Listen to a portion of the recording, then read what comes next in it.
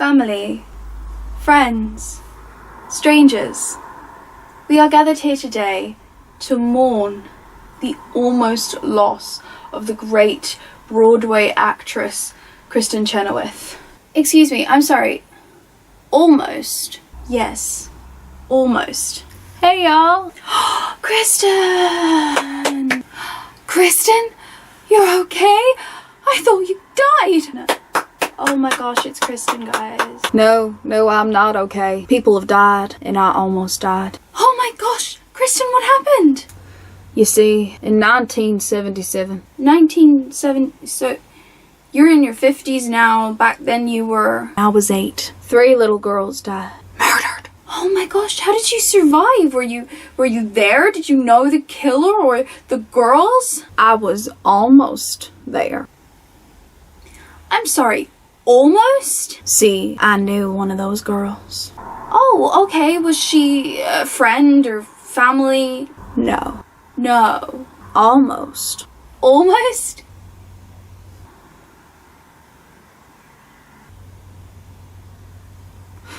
Did you know them or not? Almost. Almost? KRISTEN Chenoweth, what has she been up to lately? We saw her recently at the reunion for Wicked. You may have seen her online on her TikTok. She's actually been pretty active there doing some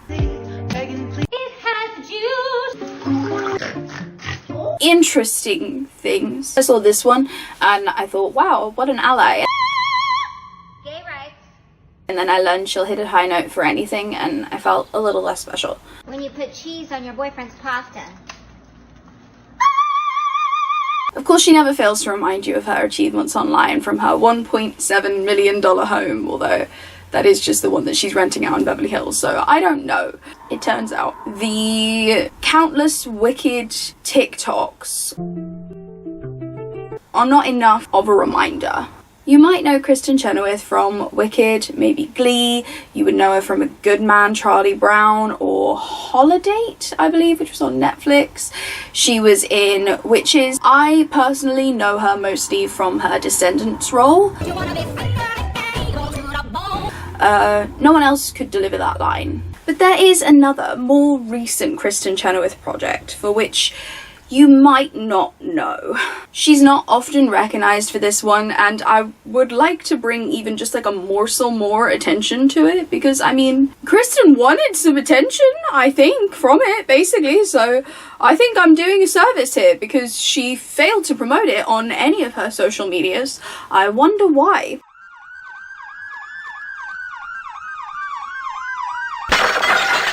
I'm guessing part of the reason she doesn't promote it online anymore is due to some of the reviews that it received. Let's read a couple. Here we've got Gareth. What KRISTEN Chenoweth does in this crime documentary is indefensible and quite frankly shows a level of crassness and self-promotion you're unlikely to see the likes of too often. Why the hell do we need to hear her sing? It's a good question, Gareth. Just M, who wrote a long, very angry review. Personally, I believe this documentary would have gotten a much higher rating if they would have cut her from this project. Miss Nuno! Hey, Miss Nuno! Alright, Dorothy has a question. Shut up, Miss Nuno! Just come on! How is this more appropriate than queer people just existing? Cha! Ask your straight friend today. Who am I kidding? Maybe a neighbour? Michelle says, KRISTEN Chenoweth has made the whole thing about herself. Her slow motion montages and singing didn't need to be included. Now you might be wondering, montage? That's right, KRISTEN Chenoweth, the Broadway actress, has made a beeline for the true crime genre. I never once thought anything bad could happen. I can't find anywhere that she speaks about it post-release. Like, it's a lot of pre-release articles have the same quotes from her, and just based on the headlines from the articles, you are going to be misled. Yeah, KRISTEN shouldn't have done this. She really should not have, and I think it needs to be criticized because I just don't see like enough. I am someone who watches a decent amount of documentaries, both true crime and a lot of nature documentaries, a lot of documentaries about organized religions, cults, random stuff. I'll watch celebrity documentaries sometimes, anything that sticks out to me. And something that you come across, particularly in the true crime genre, documentaries made about really serious subjects, really fucked up things that are made in very much poor taste or just with the wrong idea in mind. And this series, Keeper of the Ashes, yes, that is Kristen on the poster, very misleading. And all of the articles that came out at the time were very misleading and essentially giving the impression that Kristen almost died. She did not almost die. No. So this came out on Disney Plus in 2022, and if you don't look for it, you may not have caught it or noticed it. Kristen is only credited as a narrator. She's not credited as a producer, a writer, a creator. The way it's introduced and the way it's talked about in the articles gives you the inkling that Kristen started the project, but I can't find any evidence of that anywhere. But the reason you would get that idea is because in all the articles advertising it, she's like, this is a story that needs to be told. This is something that I need to shine a light on. And it just makes it sound like she's taking an investigative reporter role. We don't see that anywhere in the documentary. It's not there. This case is mystery upon mystery. Answers. I don't know what that is, but for some reason she wants to make it seem like she was doing any sort of anything to contribute to the investigation. No, nada, zilch. She's just here to take other people's information and feed it to you and remind you she was in Wicked. And I'm not kidding. I'm sure it wasn't all scripted, but it feels so contrived. The series, I'm just going to get to the point because we're not going to talk about the investigation or the crime in any depth because this is not about that. This is about Kristen and her role in this documentary. But you need to know for context. The documentary is about 3 children who were killed on a Girl Scout trip in Oklahoma. Guess where Kristen Chenoweth is from?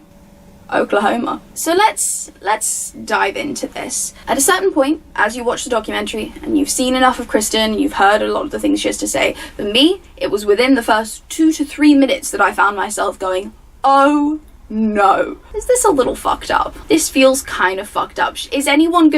Are we gonna just, I think the hope for this documentary when it came to the Kristen Chenoweth involvement was that she would bring more eyes to it, but also that we just wouldn't think about it too hard. And I'm autistic, so they got more than what they bargained for, because I thought about it way too hard. Oklahoma Girl Scout murders. Kristen Chenoweth reveals she could have been victim of the 1977 horror. No, she couldn't have. A really huge, significant, far too large portion of this documentary is watching Kristen walk places that have to do with the murder. No, they don't explain it anyway. It's just Kristen with her makeup done and her beautiful blonde ponytail blowing in the wind, walking along railroad tracks and looking at trees, and supercutting from Kristen looking at a tree into a mother looking at a picture of her dead child. And I am not kidding. That is a real part of it. We're just graced with Kristen's presence throughout. Can't imagine a more beautiful thing. And now let's all take a moment. Okay, we've established this. Kristen has made a docuseries. She is involved with Disney Plus. She's released this out there. So what is her connection to the murders? I'm going to give you a moment to consider your options here. Is it A, she was a close friend of a victim? B, she was there when the murder took place? C, she's had at least one conversation in depth with one of the victims? Or D, none of the above?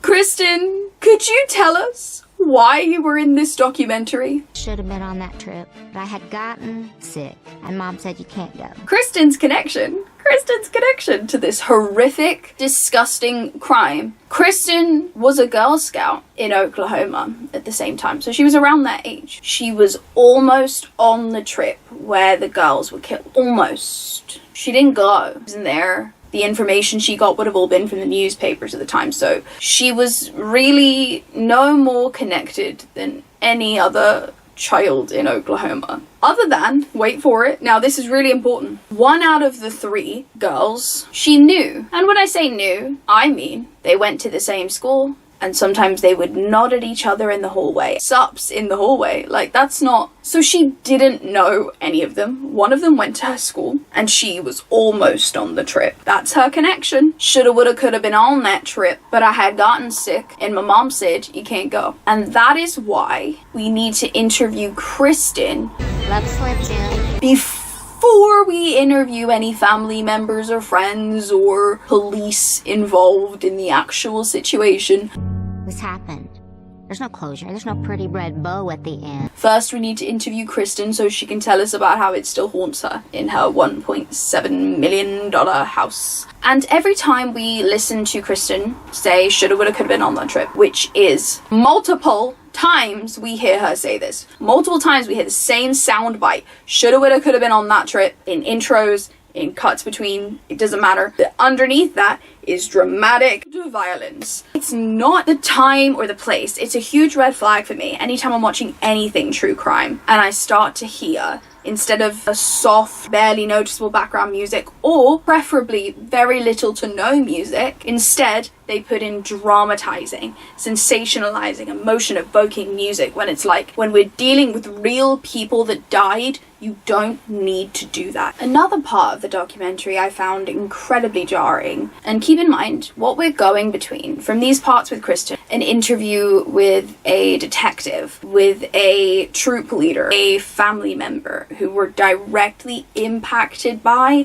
and or involved in the crime. They have actual information on the subject. Into Kristen teaching teenage girls how to sing, you know, young girls who made it to the age that... Sorry, I'm cut out for a minute there. The whole thing just decided to do dump on this video for me, in spite of my camera's homophobia. My point was Kristen teaching these teenage girls in this documentary how to sing. Very gross to be going from these 3 girls whose lives were ripped away from them right before they hit their teenage years. That's the most insane part about it, is that they were approaching the ages of like 10. They were just a couple years away from being teenagers, and then Kristen will just bring out a group of teenage girls and teach them how to sing.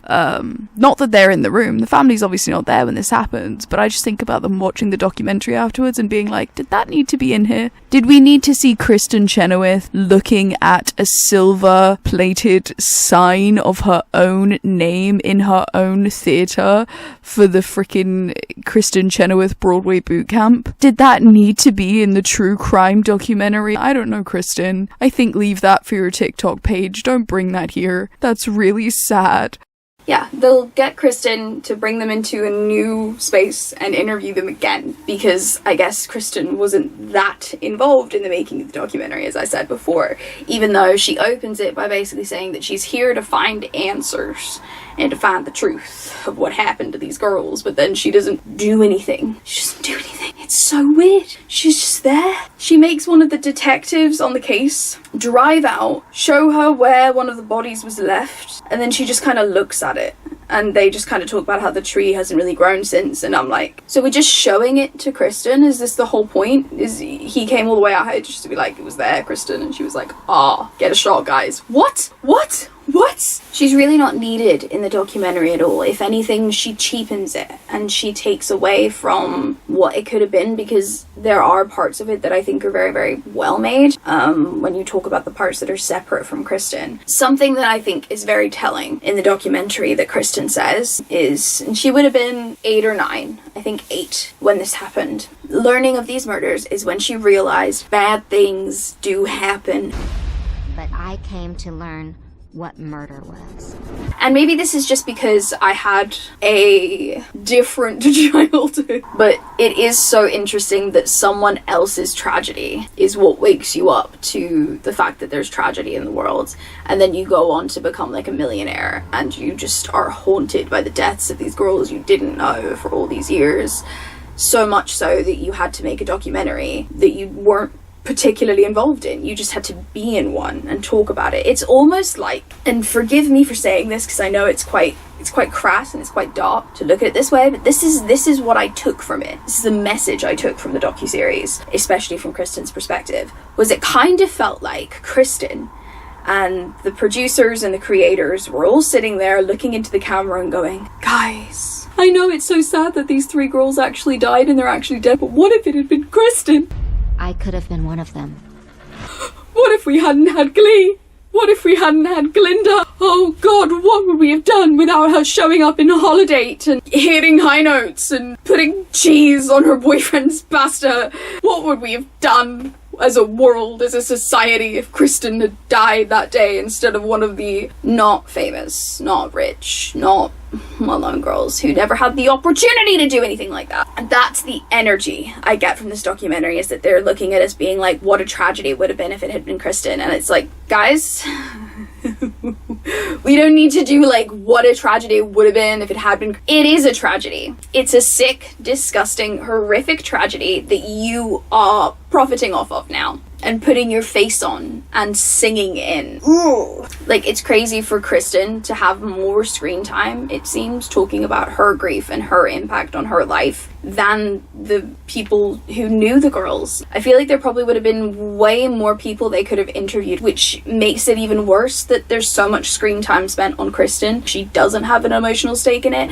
as much as she wants us to believe that she does, and as much as it feels like she's trying to make us feel sorry for her, next to the parents of the killed children. You're not relevant here, Kristen. It's called Keeper of the Ashes because that's a Girl Scout tradition, I guess, where at the end of a bonfire they would keep the ashes for the next bonfire, and they would like give it to a girl who would be the keeper of the ashes until the following bonfire. That's such a small, like, little piece of Girl Scout trivia that most people don't know. To name the documentary Keeper of the Ashes and have Kristen Chenoweth's face plastered on there makes Kristen look like she's the keeper of the ashes.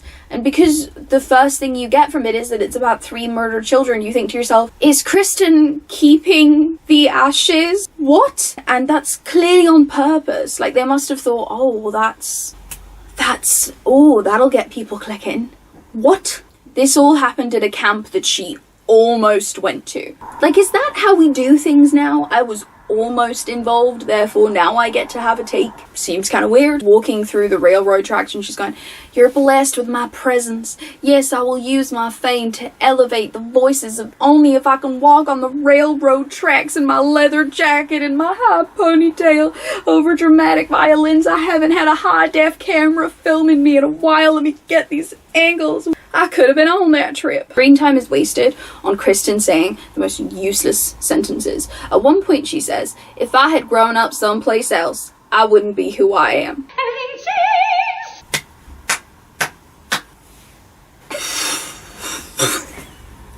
She's not like other girls. She's not like other girls. She's from Oklahoma.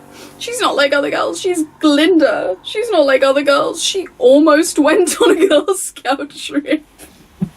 Now, the rest of the documentary, if you were to just cut Kristen out of it, it would have been a good documentary. I want to say this is like a piece of like why I do think true crime media is not necessarily a bad thing. I do think that there's a huge positive aspect in that, but it's all about how things are made and who they're made with and who they're made by. Can be a way to amplify voices that have been silenced, to bring peace, to bring closure, to bring justice, but none of those come into play here. Like, this didn't serve any purpose other than to put Kristen in like a new thing. These 3 little girls were killed in a completely senseless way. They were killed in a situation that I think a lot of people consider to be safe. They're on a Girl Scouts trip with troop leaders and, you know, a whole group of them. I think people have a tendency when it comes to crimes like this to paint it out as like, well, there's monsters that do things like that. But it's a person did this. Disconnected internally, but it's important to remember that they are also people. They're a product of people. And they've come from somewhere and some way and somehow to a place where this is something they were capable of. But the reality is, it's important for the victim to know that the thing that did the evil is a person. If you make them into this monster, it's much easier for the victim to blame themselves, turn inward and say, how could you not have known? You can't know, especially when you're a kid. How could you possibly know? So I do think that telling stories like this is important for that reason, and that it doesn't just like disappear into fictional world. But I think Kristen's involvement is just disgusting and just gross. And like the girl that Kristen knew that went to her school, her brother was actually taught by that girl's mum, and so he would have had like an in-person relationship with someone who's directly impacted by this. And it happens to be the one mother who's not present for the documentary. So in theory, I found myself sitting there going, Kristen's brother would probably be more useful here, because he might have some perspective from where the mum was at, because we obviously don't have a way to contact her or get her involved here. His perspective would have been more valuable than Kristen's, but he's not famous like Kristen. He's not shiny and pretty like Kristen in the way that like they think that they can make money off. The only valuable thing I think Kristen says the whole time, like going forward, something that occurs to her a lot, especially in her life, because she has such a privileged life, not that she uses the word privileged, obviously, that she has like such a good life, that she often finds herself wondering why, and that it doesn't seem fair. But it's such a half-baked thought. Obviously, Kristen, your point, like, what are you doing? What's next? What comes after that? And nothing seems to come after that. We don't see her do anything going out of her way as a fucking super rich person to help these families. Maybe that could have been nice. That would have made her somewhat useful in the documentary if she'd done something for them other than like stick a camera in their face in a situation where pretty sure Kristen's making money off this too, not just them. So I freaking hope the families were paid for this. Like, even if you picked up somewhere in this that Kristen was particularly passionate about like violence against young girls, she could have talked about statistics, other cases. She could have any one piece of knowledge maybe that would have made her valuable. Nothing. She was just giving you nothing the whole time. After 28 years of testing, we now are pretty sure that it's this guy Gene Leroy Hart that did the killings. We don't have that because of Kristen. Kristen didn't do anything. She's just telling us what they already have. And I was a little bit nervous to make this video because I don't want it to come across that I hate KRISTEN CHENOWETH, because I'm a musical theater nerd. Like, KRISTEN CHENOWETH has done things that I have enjoyed several times, and she exists in playlists that I listen to often, and she's incredibly talented, and some of her TikToks are actually kind of funny. It's a healthy Slurpee. I'm going to choose to mix mine with half Coke, but can I just laugh with you guys a little bit? I ordered me a challenge off the internet thinking I'd get a big Slurpee, and this is what came. So I didn't want this to come across like I was attacking KRISTEN CHENOWETH, but after reading all the reviews and seeing that so many people resound my opinions about this, talking to friends about it, even if Kristen were to see this and be offended, like, well, you clearly wanted it to be about you, so here you go. This is about you, Kristen. So to finish the documentary, and this is the zinger, this is the crazy part, this is the part that you were hearing about in the reviews, in the earlier parts of the video. End of the series, multiple episodes long, Kristen gets up on the stage. She gets up on the stage next to this poor young teenage girl who has no idea what she's getting herself into. And Kristen basically, I don't know exactly what she says, I can't quote it directly, but she basically looks at this girl and she says, like, you know, we're gonna sing this for these girls. Sing this for these girls? They're gonna sing a song. Are the parents in the room? No, there's no one here. It's just Kristen and this girl and a camera. She just wanted part of the documentary to be her singing. And so she gets this teenage girl to come and sing with her just to make it look... She could have had 2 of her students singing. No, because Kristen needs to sing at least half of the song. Something Kristen says really got under my skin. And forgiveness is hard. I've heard it said... I'm not kidding. She says forgiveness is hard, and then she launches into the song she's most well known for, that she gets this child to sing with her, For Good from Wicked. They sing the entire song, and it's like the 2 of them together. They have all these clips from the murders playing, because they have pictures and images and clips all to do with the murders playing over the top of Kristen singing For Good. I forgot to say here, but the girl that she's singing with, one of the things that really haunts me about this is the concept of like show reels, like where, because you don't want to brag it is to be able to say, oh, one time when I was a teenager, I went to KRISTEN Chenoweth's Broadway camp, and I actually got to sing For Good with her on stage, and it was filmed. And they're like, oh, that's so great. Where can I watch the entire thing? Where can I watch the full? And this poor girl, has to stand there and explain, well, you see, in 1977. Obviously, Kristen chose to sing the song she's most well known for. Kristen didn't consider what the song is.